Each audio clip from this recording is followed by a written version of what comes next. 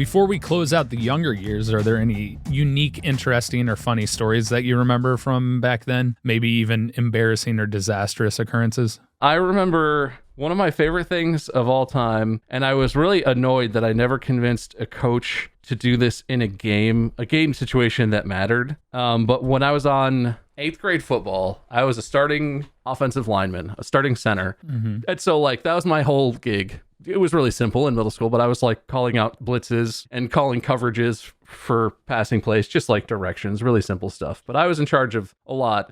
But every opportunity I got, I was like, Coach, refrigerator parry me.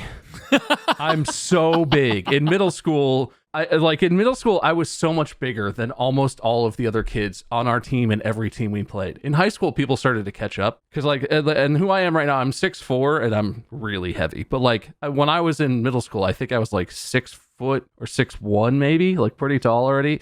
And I weighed like 200 pounds already. And so I was so much bigger than all the kids. And for anyone who doesn't know, refrigerator parry is a player, huge dude, like a lineman dude who played for the Browns back in the 80s or early 90s. I don't remember sure. He played with the Bears. Oh, the Bears. Yeah, and he played college football at Clemson. See, B team. Browns and Bears, same thing.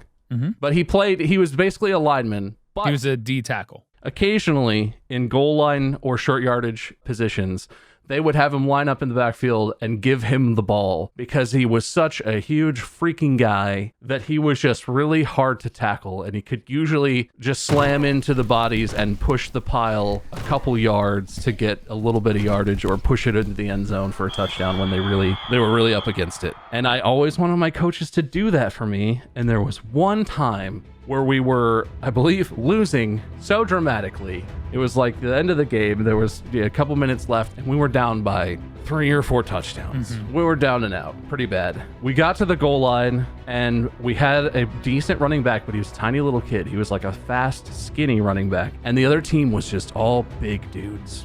They were like big, beefy, not going to knock them over guys. And we couldn't do it. Our line couldn't do it. And we took a timeout, and I was like, Coach, just give me the ball. I can do it. And he was like, you know what? Fine.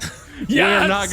We're not gonna come back. So have one play. And I scored a touchdown from like the 3-yard line, and it was the slowest and most unexciting touchdown ever. Because I was just lined up in the backfield and ran straight ahead and then took the handoff and just like hit the line. It was like, yeah, and tried to like move to one side and nothing. But I was so big and heavy that they could not stop my legs from moving, and they could not push me over. And I just very slowly turned away and pushed like everyone backwards across the line and got my touchdown. Let's go. If he would have done that more, we could have got some of those short yardage first downs. I'm just saying, there's a lot of potential there. Coach, you should have listened to Bob. I don't care if it looks like a gimmick at a weird football sideshow. It works. Hey, I'm the big one, so I win. It's utilized in the NFL quite largely. Obviously, the Fridge did it for a number of years, but like usually as lead blockers, like Domata Peko for the Bengals came in and was in the backfield as an extra fullback when they'd run the power plays and stuff like that. It's an effective thing, so they should have listened to you. It works. A big guy with a lot of momentum is really terrifying sometimes. Derrick Henry shows you that every day. Yeah. So that was sick. So I technically have 1 touchdown on my my entire football career, middle school and high school.